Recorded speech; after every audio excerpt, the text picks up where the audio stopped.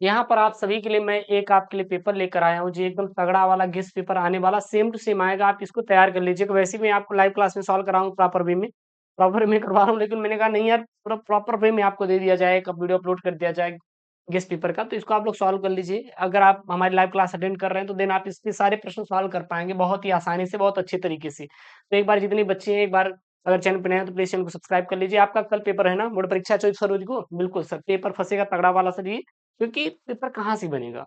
Repeated बनाते हैं, PYQ ज़्यादा-ज़्यादा देते हैं, वो मैं आपको करवा ही दे रहा हूँ, तो देन हो जाएगा काम, बिल्कुल चिंता मत करना। ये आपका सामान्य हिंदी का गेस्ट पेपर होने वाला है 2025 बोर्ड के लिए, ठीक है ना? पेपर कोड आपका जो पीवाईक्यू के हैं, वो सीरीज़ मैं चला रहा हूँ यहाँ पे, डीआर है। 100 नंबर का पूर्णांक रहेगा, पास होने के लिए सर 33 नंबर चाहिए। ये सारे सवाल कर लेना। 3 घंटे 15 मिनट का आपको समय चाहिए सर ये। और जो 3 घंटे 15 मिनट का समय रहने वाला है, ये प्रारंभ जो 15 मिनट रहेंगे आपको प्रश्न पत्र पढ़ने के लिए निर्धारित रहेंगे। बात ध्यान देना, 2 बजे से पेपर शुरू होगा। सर 2 बजे से आपका पेपर शुरू हो जाएगा। प्रारंभ जो 15 मिनट रहेंगे वो प्रश्न पत्र पढ़ने के लिए सर निर्धारित रहेंगे, और इस प्रश्न पत्र में 2 खंड है, दोनों खंडों के सभी प्रश्नों का उत्तर देना क्या रहेगा? आवश्यक रहेगा। सबसे पहले बेटा खंड क रहने वाला है। जो खंड क रहने वाला है बेटा, ये 50 नंबर का रहने वाला है। 50 नंबर का रहने वाला है। पहला यहाँ पे साहित्य सहचर के लेखक कौन है? हजारी प्रसाद द्विवेदी। याद कर लीजिए, ऑब्जेक्टिव 10 नंबर का ऑब्जेक्टिव रहेगा, तैयार कर लेंगे फटाफट, ठीक ना? चलिए, अगला है बालकृष्ण भट्ट संपादित पत्रिका सर सिर्फ हिंदी प्रदीप किसकी है? बालकृष्ण भट्ट है। और हिंदी प्रदीप की प्रथम मौलिक उपन्यास ये बेटा क्या है? परीक्षा गुरु है। क्या है? परीक्षा गुरु है। अगला यहाँ पे घ वाला प्रश्न है, क्या है? सरदारपुर सिंह किस युग के लेखक माने जाते हैं बेटा? द्विवेदी युग के लेखक माने जाते हैं, द्विवेदी युग के लेखक माने जाते हैं। और अगला यहाँ पे अंगा वाला प्रश्न क्या है, यहाँ पे बोल रहा है निम्नलिखित में से जयशंकर प्रसाद की काव्य कृति बेटा ध्रुव स्वामी जो है, यह जयशंकर प्रसाद जी की काव्य कृतियों में से एक है। अगला है छायावाद की विशेषता बेटा क्या है? सौंदर्य और प्रेम, यह एक छायावाद की क्या बेटा? विशेषता है। और लखा वाला यहाँ पे प्रश्न है, सवाल क्या है? निम्नलिखित में से कौन सा ग्रंथ भक्तिकाल का है बेटा? विनय पत्रिका जो है यह भक्तिकाल की है। अगला आगे वाला है प्रयोगवाद के प्रवर्तक बेटा कौन है? तो अज्ञे जी जो हैं, ये प्रयोगवाद के प्रवर्तक माने जाते हैं, प्रयोगवाद के प्रवर्तक अज्ञे माने जाते हैं। फिर नेक्स्ट यहाँ पे अनाम अनामिका के रचनाकार बेटा कौन है? वो है निराला। निराला जो है अनामिका के रचनाकार हैं, ठीक। अगला यहाँ पे रीतकाल का अन्य नाम बेटा क्या है? श्रृंगार काल। रीतकाल का अन्य नाम क्या है? श्रृंगार काल है। रीतकाल का अन्य नाम क्या बेटा? श्रृंगार काल है। और उसके बाद गद्यांश, यहाँ पे क्या आएगा? गद्यांश आएगा। 2 पेपर में करिएगा, गद्यांश रहेगा। हिंदी के बाद आप भी और किसी विषय की टेंशन मत लीजिएगा। बायोलॉजी पीटेंगे, और जब आर्ट से हैं तो उनकी इतिहास चल जाएगा, टेंशन नहीं लेना भूगोल का, ठीक है ना? और बाकी बायोलॉजी, फिजिक्स, केमिस्ट्री और हिंदी, इंग्लिश पूरा पीट देंगे एकदम तड़ा। हिंदी तो ही जा रहा है, फिर 12 को अपना इंग्लिश है कर देंगे, फिजिक्स केमिस्ट्री के गेस वाले सेट आपको प्रोवाइड कर देंगे, बायोलॉजी करवा देंगे, काम खत्म हुआ, ठीक। चलिए, क्या यहाँ पे राष्ट्र का तीसरा अंग जन की संस्कृति है। मनुष्यों ने युगों युग जिस सभ्यता का निर्माण किया है, वही उसके जीवन का सांस प्रश्वास है। बिना संस्कृति के जल की कल्पना प्रबंध मात्र है। संस्कृति ही राष्ट्र जन का मस्तिष्क है। संस्कृति के विकास और अभ्युदय के द्वारा ही राष्ट्र की वृद्धि संभव है। राष्ट्र के समग्र रूप में भूमि और जन के साथ-साथ जन की संस्कृति का महत्वपूर्ण स्थान है। ये कर लेना ना। अगर मैं आपसे बोलूँ कि ये गुरुदेव कहाँ से लिया गया है, तो ये राष्ट्र स्वरूप से लिया गया है। राष्ट्र स्वरूप के लेखक रावा वासुदेव सरल अग्रवाल हैं बेटा। कौन है? वासुदेव सरल अग्रवाल हैं। अगला प्रश्न यहाँ पे, राष्ट्र की वृद्धि कैसे संभव है? राष्ट्र की वृद्धि कैसे संभव है? राष्ट्र की वृद्धि कैसे संभव है? वृद्धि संभव है। देखिए, राष्ट्र की वृद्धि संभव है। कैसे संभव है? संस्कृति के विकास और अभ्युदय के द्वारा राष्ट्र की वृद्धि संभव है। तो ढूँढ-ढूँढ के कर लेना। बाकी हम लाइव क्लास करवा रहे हैं। लाइव क्लास का टाइमिंग नोट कर लीजिए। कल का लाइव क्लास का जो टाइम रहने वाला है, सुबह 6 बजे लाइव क्लास रहेगा, सुबह 9 बजे, 12 बजे, शाम को 3 बजे, शाम को 6 बजे, रात में 8:30 बजे लाइव क्लास रहने वाली है, ठीक। चलिए, अगला यहाँ पे है आपका कि जन की संस्कृति से क्या समझते हैं? विकास और अभ्युदय शब्दों का अर्थ लिखिए। दिए गए गद्यांश का शीर्षक और लेखक का नाम लिखिए, मैंने आपको बता ही दिया। अथवा में अगर वो नहीं आ रहा तो आप ये कर सकते हो, क्या कर सकते हैं यहाँ पे अथवा में, कि सब भाषा की साधारण इकाई शब्द है, शब्द के अभाव में भाषा का अस्तित्व ही ध्रुव है। यदि भाषा में विकासशीलता शुरू होती है तो शब्दों के स्तर पर ही है। दैनंदिन सामाजिक व्यवहारों में हम कई ऐसे नवीन शब्दों का इस्तेमाल करते हैं जो अंग्रेजी, अरबी, फारसी आदि विदेशी भाषाओं से उधार लिए गए हैं। वैसे ही नए शब्दों का गठन भी अनजाने में अनायास ही होता है। पहला है किसके अभाव में भाषा का अस्तित्व ही दूर है। अगला यहाँ पे नए शब्दों की गठन कैसे होता है। इन विदेशी भाषाओं से शब्द लेकर नए शब्दों का इस्तेमाल किया जाता है। सारा प्रश्न तैयार कर लेना है। इसका पीडीएफ बेटा टेलीग्राम चैनल एसकेएम स्टडी पर अपडेट कर देंगे। एसकेएम स्टडी टेलीग्राम चैनल का लिंक डिस्क्रिप्शन बॉक्स के अंदर जाके ज्वाइन कर लीजिएगा। प्लीज यार चैनल को सब्सक्राइब करिए यार, एक बार कर दीजिए, हो गया, ठीक। अगला यहाँ पे है गद्यांश का शीर्षक और पाठ का नाम लिखना रहेगा। फिर ये पद्यांश आएगा, तैयार कर लेना। तपस्वी क्यों इतने हो क्लांत, वेदना का यह कैसा वेग, आह तुम कितनी अधिक हताश, बताओ यह कैसा उद्वेग। दिक की पिछली रजनी बीच विगसता सुख का अनमोल प्रभात, यह एक पर्दा यह जीना नील छिपाए हो जिसमें सुप्रात। सबसे पहला तपस्वी संबोधन किसी किया जाता है? आ शब्द से किस भाव का व्यक्त किया गया है? दुःख को रात्रि तथा सुख को नवल प्रभात क्यों कहा गया है? और एक पर्दा या झीना नील का भाव स्पष्ट कीजिए और पाठ का शीर्षक और कवि का नाम लिखिए। अथवा वो नहीं आ रहा तो ये कर सकते हैं, सावधान मनुष्य यदि विज्ञान है तलवार तो फेंक देती इसे, तज स्मृति के पार हो चुका है सिद्ध, तू शिशु अभी अज्ञान, फूल काटे के तुझे कुछ भी नहीं पहचान, खेल सकता है तू नहीं ले हाथ में तलवार, काट लेगा अंग तीखी बड़ी यह धार। 5 प्रश्न पूछा गया है। कवि ने मनुष्य को सावधान क्यों किया है? कवि ने किसे फेंक देने के लिए कहा है?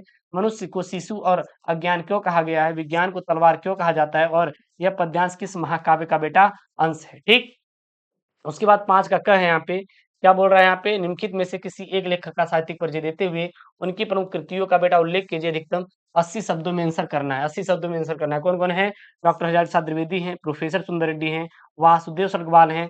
तीनों बेटा मोस्ट इम्पोर्टेंट है अपने नाम में, इसको कर लेना। तीनों तीनों क्या बेटा? मोस्ट इम्पोर्टेंट हैं, इसको आप लोग रट लेना, ठीक। उसके बाद यहाँ पे आपके क्या बेटा? यहाँ पे है, निम्नलिखित में से किसी एक कवि का साहित्यिक परिचय देते हुए उनकी प्रमुख कृतियों का उल्लेख कीजिए। अधिकतम 80 शब्दों में आंसर करना है। जयशंकर प्रसाद है, हमारा रामधारी सिंधिया है और सच्चिदानंद हीरानंद वासयान बोले तो बेटा आगे हैं। ये तीनों इंपॉर्टेंट है, लाइव क्लास में हम करवा रहे हैं और इसको आप लोग सभी स्टूडेंट जितने भी छात्र हैं बेटा तैयार करके जाएंगे। टाइम नहीं है बेटा, टाइम नहीं है, बिल्कुल भी टाइम नहीं है, ठीक ना। इससे बाहर आने वाला नहीं है, इससे बाहर आने वाला नहीं है, कर लेना ये सब रट लेना। जो आर्ट वाले बच्चे ध्यान देना, लाठी और खून का रिश्ता भी तैयार कर लेंगे। ध्रुव यात्रा अथवा बहादुर कहानी का सारांश लिखिए, अथवा पेपर में आएगा पंचलाइट अथवा ध्रुव यात्रा कहानी के कथानक का चरित्र चित्रण कीजिए। अधिकतम 80 शब्दों में आपको बेटा क्या देना है? इसका आंसर देना है। उसके बाद 7वां यहाँ पे स्वपठित खंड काव्य आएगा। क्या है बेटा? स्वपठित खंड काव्य आएगा। ध्यान देना क्या है? स्वपठित खंड काव्य के आधार पर किसी एक खंड के एक प्रश्न का आपको उत्तर देना रहेगा। अधिकतम 80 शब्दों में आपको करना रहेगा। क्या यहाँ पे? मुक्ति यज्ञ खंड काव्य की कथा वस्तु संक्षेप में लिखिए। अथवा पेपर में आएगा मुक्ति यज्ञ खंड काव्य की कथा नायक महात्मा गांधी का चरित्र चित्रण कीजिए, ठीक। उसके बाद अगला है यहाँ पे सत्य की जीत खंड काव्य के आधार खंड के प्रधान पात्र का चरित्र चित्रण कीजिए अथवा सत्य की जीत खंड काव्य का कथानायक अपने शब्दों में लिखिए। उसके बाद अगला वाला यहाँ पे है, क्या बेटा? यहाँ पे ये है कि रश्मि रति खंड काव्य के प्रथम सर्ग का सारांश लिखिए। अथवा पेपर में आएगा रश्मि रति खंड काव्य के आधार पर कृष्ण का चरित्रांकन कीजिए। घ वाला है आलोक वृत्त खंड काव्य के द्वितीय सर्ग का सारांश लिखिए। अथवा पेपर में बेटा बनेगा आलोक वृत्त खंड काव्य के नायक का आपको चरित्र चित्रण करना रहेगा, ठीक। उसके बाद अंगा वाला प्रश्न है, देखिए प्रश्न क्या है यहाँ पे अंगा वाला?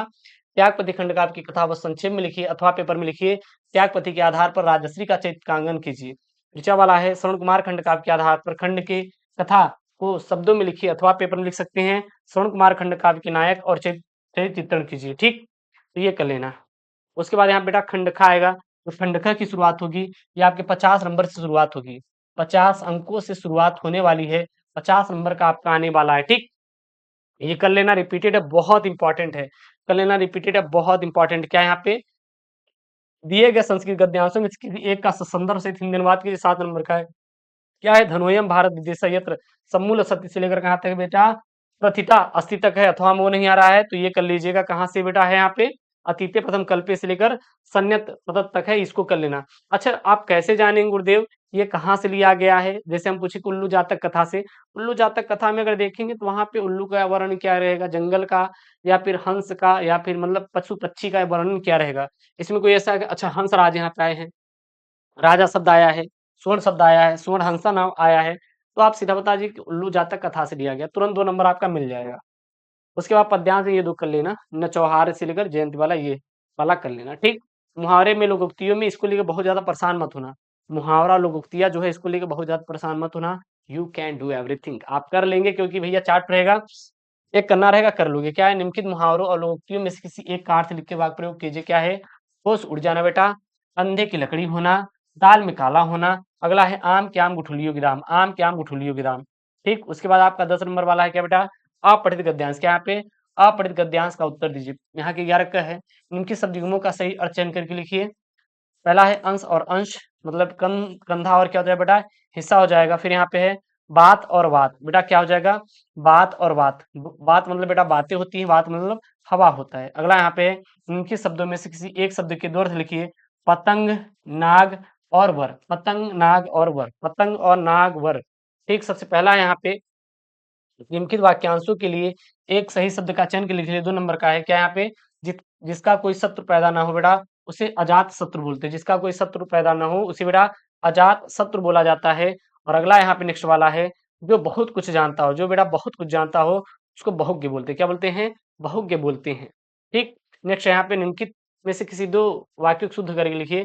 क्या क्या यहाँ पे 4 ठो है, 2 ठो करना है। मैंने भोजन कर लिया हूँ, क्या मेरा तौलिया सूख गया है, मैं कलम के साथ लिखता हूँ, मेरा बड़ा भाई आ गया है। तो कर लोगे यार, इसमें कोई ज्यादा चिंता नहीं है। रस छंद अलंकार रिपीटेड है, आप उसको भी कर लोगे। यहाँ पे देखिए, ये रस तैयार कर लेना, बाकी हम तैयार करवा रहे हैं लाइव क्लास में, कर लेना। रौद्र रस है, भयानक रस का स्थायी भाव, ये देखिए आपको अलग से दिख रहा है, रौद्र रस अथवा भयानक रस। अब बच्चे रौद्र रस भयानक रस को तैयार ही नहीं करते।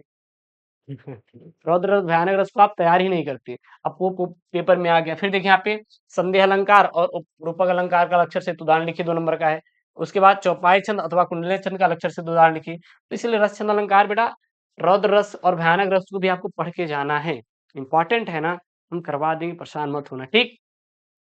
अगला है यहाँ पे आपका क्या है कि किसी दैनिक समाचार के पत्र के संपादक के नाम पत्र लिखे जिसमें शहर में फैली संक्रामक बीमारी के प्रति नगर स्वास्थ्य अधिकारी का ध्यान आकर्षित किया गया। 4 नंबर का, अथवा में किसी बैंक के प्रबंधक को कोई व्यवसाय करने हेतु ऋण प्राप्ति के लिए एक आवेदन पत्र आपको लिखना है। ये आपका कितने नंबर का है? आपका देखेंगे 6 नंबर का है, 6 नंबर का है। बेटा आएगा फिर निबंध आएगा। क्या आएगा बेटा? निबंध आएगा।